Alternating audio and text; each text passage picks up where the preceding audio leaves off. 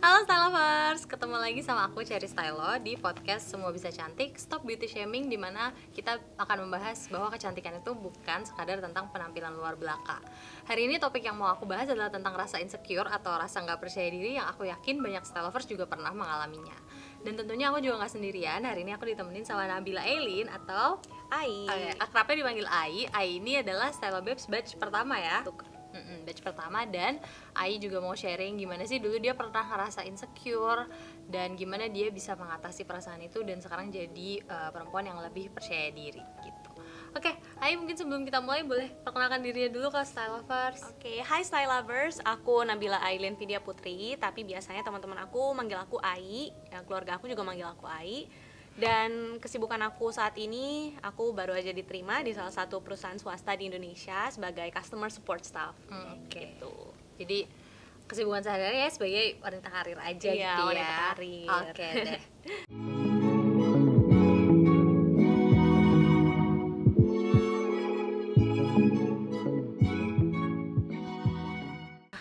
Ai kayak tadi aku kan udah sempat ngomong ya bahwa aku yakin Style Lovers juga pasti pernah ngalamin rasa insecure. Aku pun pernah ngalamin rasa insecure gitu ya. Semua orang lah pasti pernah gitu, kita bisa bilang itu, atau kayak ragu, nggak percaya diri gitu kan. Nah, gimana sih awalnya kamu tuh pernah waktu itu apa yang kamu alamin sehingga kamu bisa sadar gitu kayak oh yang aku rasain ini adalah insecurity ya gitu. Awalnya tuh gimana sih? Oke, jadi awal mulanya itu sebenarnya titik baliknya itu setelah aku masuk perkuliahan nih. Setelah masuk dunia perkuliahan, karena to be honest di masa SMA aku tuh benar-benar yang careless banget orangnya, Kak, yang ya jerawatan aja, make upan pun aku nggak kenal sama sekali. Dan baru masuk di dunia perkuliahan ya biasalah, kenal mungkin ada teman dekat ya kan, dulu ada teman dekat, kita dekat, ya berhubungan, even di circle pertemanan juga sama kan. Itu mulai dari situ sih. Jadi aku mulai membanding-bandingkan diri aku dengan perempuan-perempuan lain yang ada di sosial media ya terutama. Karena dulu juga aku mungkin belum sadar ya kalau sosial media kan sebenarnya nggak semua yang kita tampilin di sosial media itu kan yang aslinya ya. Style lovers. Jadi aku yakin style lovers juga pasti udah pada ngeh lah, udah pada tahu kalau yang ditampilin di social media itu ya nggak 100% bener kayak gitu ya aslinya, Kak. Maksudnya masa sih kita mau nampilin yang sedih-sedih terus yang ada di social media kita. Pasti yang bagus-bagus, misal kita baru bisa nih belajar makeup ataupun kita suka mix and match baju, itu kan biasanya yang kita tampilin dong di social media karena buat personal branding kita juga.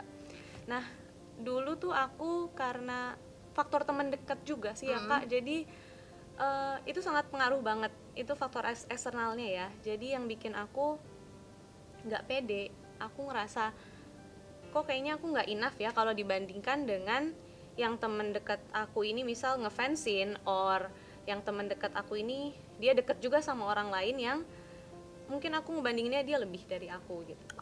Either in penampilan or looknya, stylistnya gitu. Jadi awalnya dari situ ya, memicu membanding-bandingkan gitu. Tapi maksudnya di situ kamu memang lebih berfokusnya pada penampilan fisiknya aja, atau kayak juga kayak dia terkenal atau kayak banyak temen gitu, maksudnya orang-orang yang ada di sosial media gitu ya, atau misalnya kayak ada hal-hal lain misalnya kayak prestasinya atau misalnya kayak kontennya, atau emang fokusnya kamu tuh lebih ke membandingkan atau rasa insecure itu tuh lebih pada penampilan fisik aja?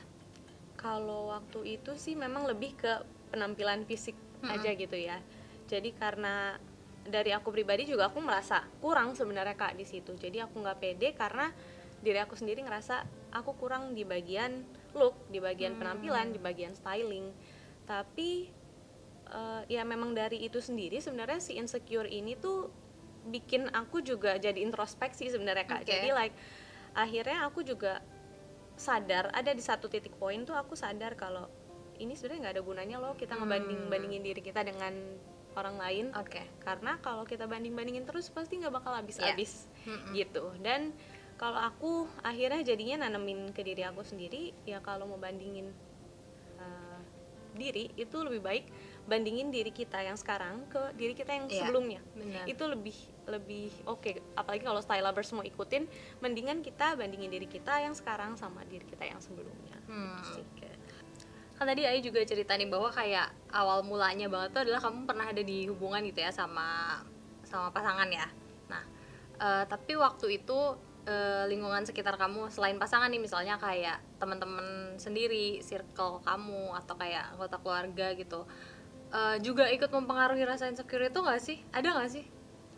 Jadi aku bersyukur sih Kak, sebenarnya di lingkungan aku, di keluarga ataupun di sahabat-sahabat aku itu tuh nggak ada yang melakukan hal-hal yang bikin aku jadi nggak pede, atau kayak dia yang mengkritik aku yang nggak membangun gitu.